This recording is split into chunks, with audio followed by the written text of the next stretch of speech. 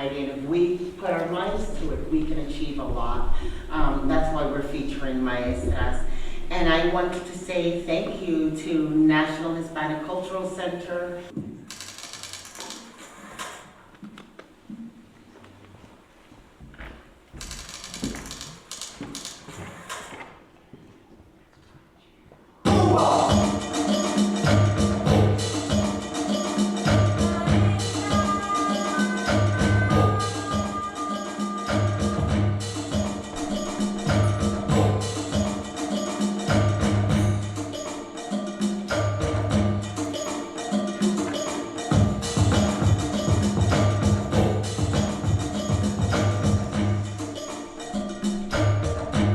Y tenía preocupación porque la campaña había comenzado, muchas personas se habían ido y yo decía, no va a haber otro llamado para que me dé tiempo de cumplir mis 15 años y poderme incorporar. A mí, desde que conocí que se estaba haciendo esa convocatoria para la alfabetización y que se estaba pidiendo que estudiantes de la ciudad fuéramos al campo a alfabetizar, a mí aquello me entusiasmó muchísimo y yo me motivé mucho con eso y llegué a mi casa abordar a mi mamá y mi mamá puso el grito en el cielo. O sea, mi mamá desde el primer momento. Is sitting in the middle. She works at the intersection of journalism, audiovisual production, and emerging tech development. She was the impact producer for the War on Cuba, a documentary series that explores how the U.S. blockade affects the Cuban people. Executively produced by Oliver Stone and Danny Glover. She was born and raised and is based in Albuquerque. Catherine Hall Trujillo is a New Mexico treasure. Let me just summarize it that way. She has worked for years in Cuba with the medical school there, and she is currently, her experience and understanding translating and bridging policy, administration, services delivery, and client cultures has earned her national and international recognition, including presentation of the Lifetime Achievement Living Legacy Award, an appointment as an official ambassador by the Federation of International Gender and Human Rights, a United Nations affiliate. That's Catherine Ford.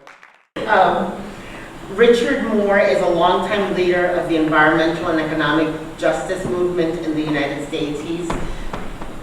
He was talking about conservation and environmental issues before it became a cool topic to discuss. He is the recent co-coordinator of the National Environmental Justice Health Alliance for Chemical Policy Reform, which advocates for stronger, safer, and just chemical processes. He is also co-founder and board member of the Just Transition Alliance and recent past board member of Coming Clean, Inc.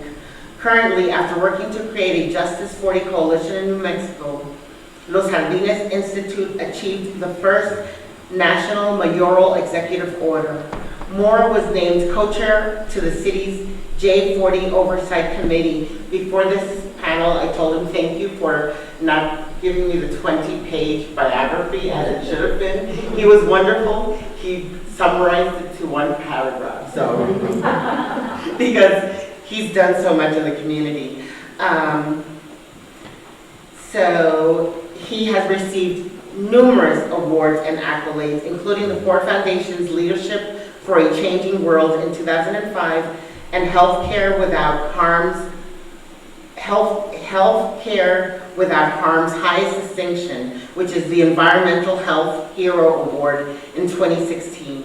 In 2015, Richard was inducted into the Civil Rights Hall of Fame, Hall of Resistance in Selma, Alabama. And as of this year, he is the current recipient of the 2023 Peter A. Burrell Environmental Integrity Award.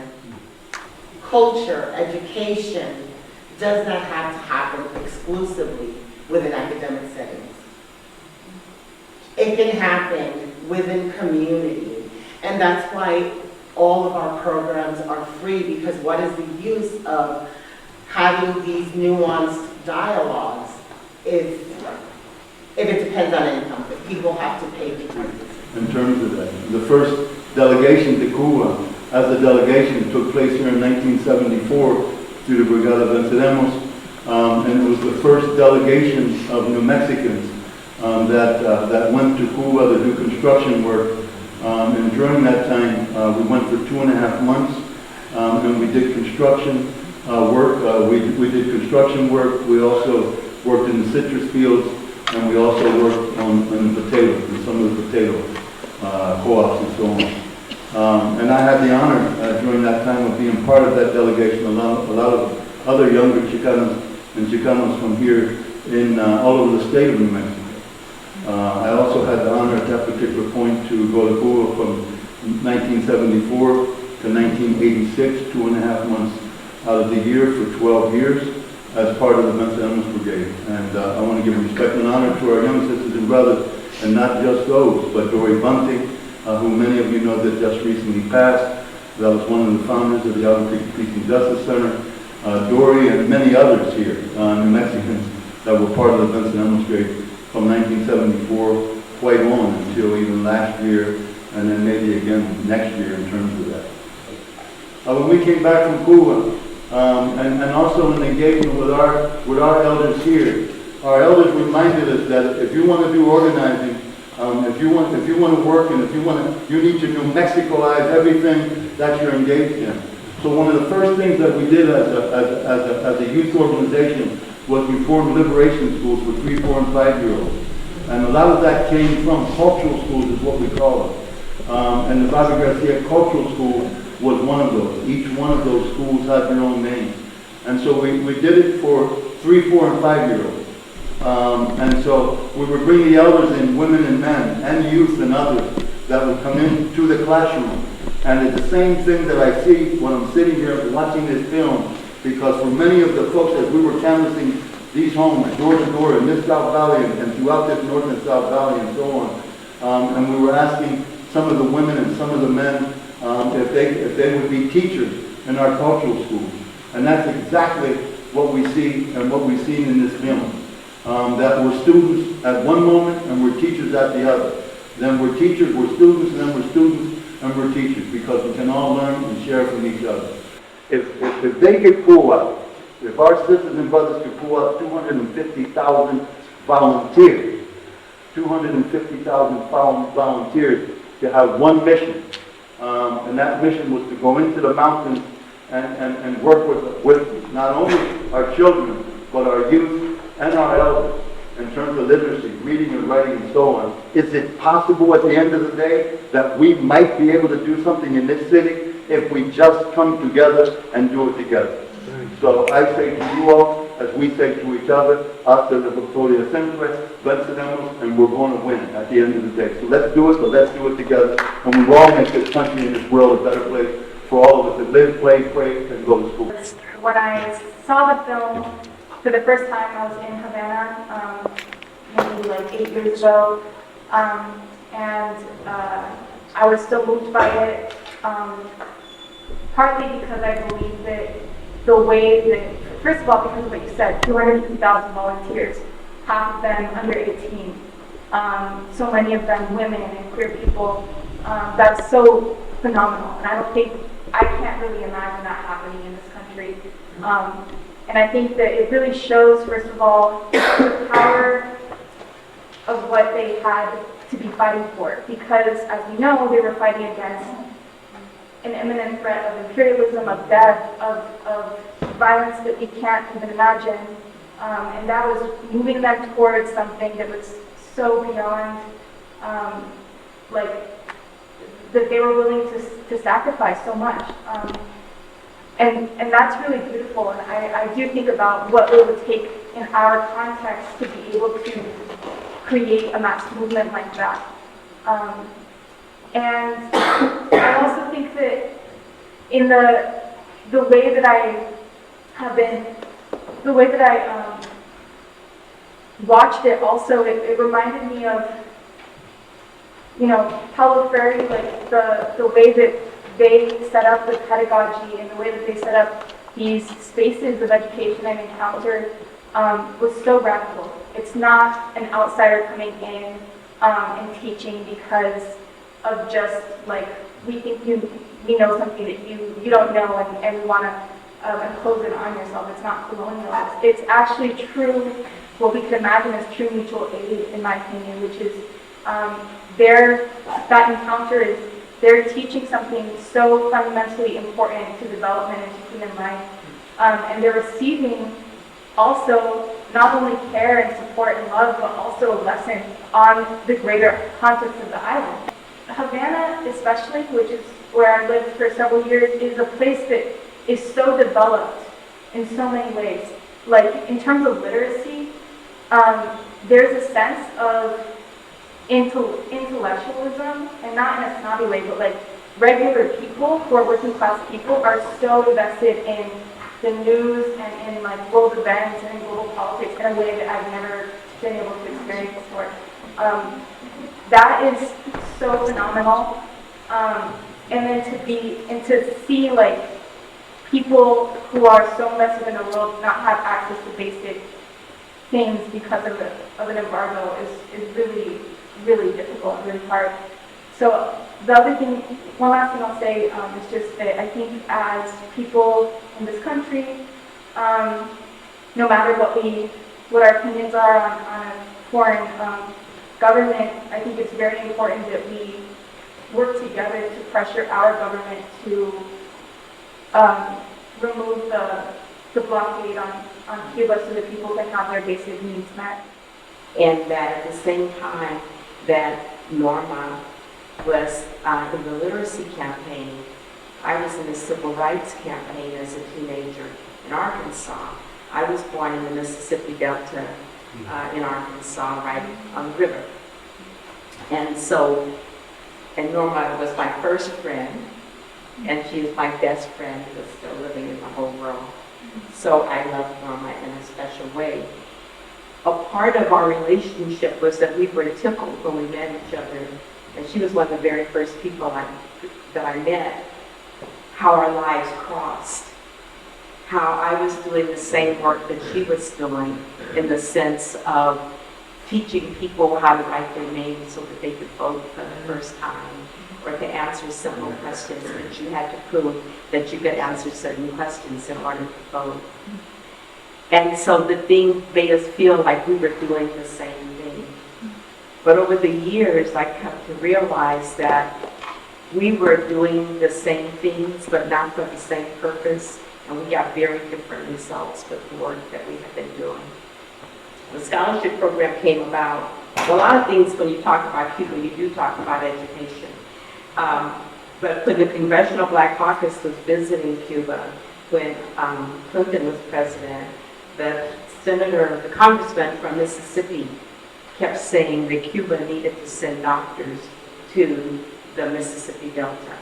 Cuba sends doctors all over the world. You know, they're the biggest supplier of doctors on the planet. And when they took that idea back to President Clinton, he said, no, it would look bad for us to have doctors from Cuba in the United States. It would appear as if we needed doctors. And so during another UN moment like what's going on now, and Fidel was in New York, and when he's in New York, he usually stays at a hotel in Harlem. He was there, Arl and Miguel Angel were there, and the congressman from Mississippi was still complaining that we need doctors, and Fidel invited us to send 500 U.S. students to Cuba to be a part of the international medical school that they were building. It is now the largest medical school in the world, as we know it. On any given time, there are between 103 and 113 countries there. And the idea, and this fits in so well in New Mexico and the thinking that was already going on here, is that young people who were not necessarily in a pre-med, I'm going to go to university track, but who want to be healers in their own communities, in their own traditions, with their own people, to get an opportunity to go to medical school and come home. Is that in the civil rights movement, it was primarily black people. It was a cause for black people at the beginning, and then it was group by group. But we never have had a movement in our country that was for everyone. or the white people that were involved came in as saviors, and they were the teachers, and they were the people that were showing the way or whatever. We have never had a movement in our country where everybody came together and worked on behalf of everybody else. So that is one thing that happens when the U.S. students are integrated into a university with that many people from different countries, is that first of all, we learn a lot of things about the U.S. that we just don't know. Until I literally started working globally. And my organization is in about 13 countries, and that is because of what Cuba has done for me personally in terms of introducing me to other people, introducing me to other organizations, introducing me to the fact that it's not all about the U.S. and what happens here, is that our students get an opportunity to see a different worldview. Like here, we think the American Public Health Association is the only public health association on the planet. But there, the first thing you do is you become part of PAHO, which is the Pan-American Health Organization, which is doing things that you never hear about on CNN in the Americas. So no other country is as diverse as the U.S. No other country has as many languages as the U.S., has as many histories and memories as the U.S. As a matter of fact, the largest war that we have had, where the most U.S. soldiers were killed, was our own Civil War. And so, again, I think that Arnold and I were so lucky, and you were lucky, that we actually got to be in the presence of Fidel. And here, he was a master teacher. So it's no wonder that people treasure education the way they do. What you said is that it's not considered an intellectual privilege. It's like people are curious, people are proud of interacting with other people because they feel that the more they know, the more they can communicate and learn about other people. And so the idea of us being able to make the kind of changes that need to be made in our country, that we agree need to be made, is for us to find some common goals that we can work on. Norma and Catherine and all the people that are documenting the stories are relying on people to hear the stories, identify with the stories, see yourself in the story, and do something and encourage the people that you know to be involved. Well, the United States is behind every developed country and two developed countries in terms of keeping our mothers and babies alive. And I started working there seriously and doing research there because Cuba was always the country that was right ahead of the United States. And now it's Cuba, Taiwan, and the U.S. But if we looked at black mothers in the United States, we would be like number 76. We would be way down there. So it turns out that Cuba is the best country on the planet for a black baby to be born. Whereas here, in my profession, if we put a woman breastfeeding on Facebook, Facebook takes it off. But you know, you can see naked women and naked men and naked whatever all day, and that's acceptable. So that's one of the ways that the culture works in health in a way that it's part of the education that you're receiving. And so if we're looking at a bigger picture, like we were saying, trying to look at substance abuse, for example, like who all would have to be involved in order for it to be something that would hit home, where a person would say to you, like they said to me when I was doing research on why there's very little substance abuse in Cuba. And what did young people between 15 and 30 say to me when I asked them, do you use drugs or do you know anyone that uses drugs? What do you think they said to me? Not only did they say no, they said, why would I hurt my own body? And that was the same thing, like, have you ever shot or stabbed anyone, or you know anyone that shot or stabbed anyone? And they would be like, so why would I do that to another Cuban? And so I was like, well, I'm sorry, it was a dumb question. But how do you learn these things? Why are you even thinking that way? You know, I've worked in healthcare here in New Mexico from an administrative and managed care standpoint, and can talk a lot about that. And I've also done some work on boards and diversity work. But as I'm older now, I'm frustrated with the things that we cannot do in this country, that we cannot do in this city, in this state. And I just want to know how you deal with your level of frustration. You go to Cuba and you see these wonderful things, right? And then you come back here and we can't even... I'm frustrated, okay? So how do we deal with that kind of frustration? Additionally here, we founded the first community-based health clinic in 1968, and we opened up that health clinic with purely volunteers in 1968. And some may know Dr. Kaufman Sr., and then there's Dr. Kaufman Jr., or we call him Jr. But he was Senior was one of the first volunteer doctors that volunteered when we put out a call in 1968, and the name of the clinic was Bobby Garcia Memorial Clinic because it was named after one of the students that was organizing on campus and community that was assassinated here by the Minutemen organization. We just got to direct that energy and not let it take over negatively, and then constructively come together and build the kind of movement and the kind of unity that's necessary to make the kind of changes, to make this city-state, this country, and the world a better place, as I said, for all of us. That's possible. It's being done other places, and we need to stay engaged, both locally, internationally, and so on. So that's it, Mike.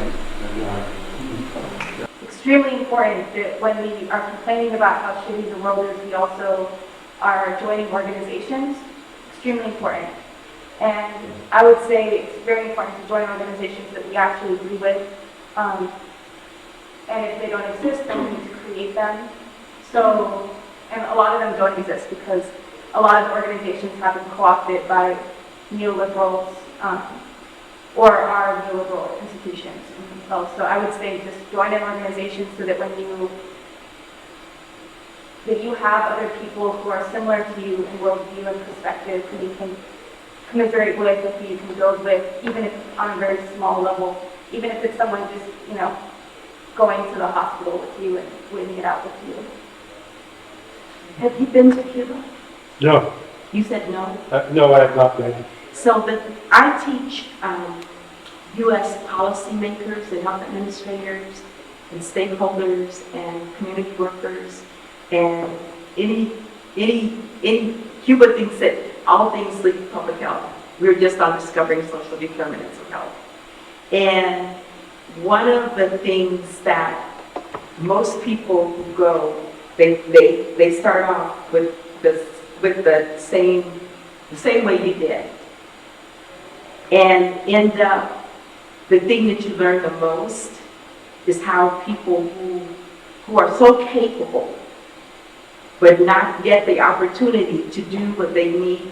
Not only, like you said, we know what to do, but there is something that keeps us from being able to do that. And so we don't even know what we're capable of. But for people who've had a window of opportunity and they know what to do, they've been successful in the parts that they have been able to do and are now almost being eradicated off the face of the earth because the blockade policy says on Google that the purpose of it is to cause so much chaos in a country that people will turn against their government. They have not been able to make people turn against their government, but what they have been able to do is destroy families. What they have been able to do is to see people that, like my uncle there, who can't get medication for his hypertension, and I see him dying before my eyes. How do they manage to deal with the frustration? And that is the thing that I learned most from the Cubans, is how do you get up every day and don't have a drug paraphernalia store in every corner, because it's come to that. You don't have the highest suicide rate not only for the people, but for the providers. All the young people, the doctors that are killing themselves was one of the CNN stories today. And so I think that the real thing that we learn is how do people manage to deal with that frustration and still continue to survive and even thrive in a lot of ways too. So you have to take my class.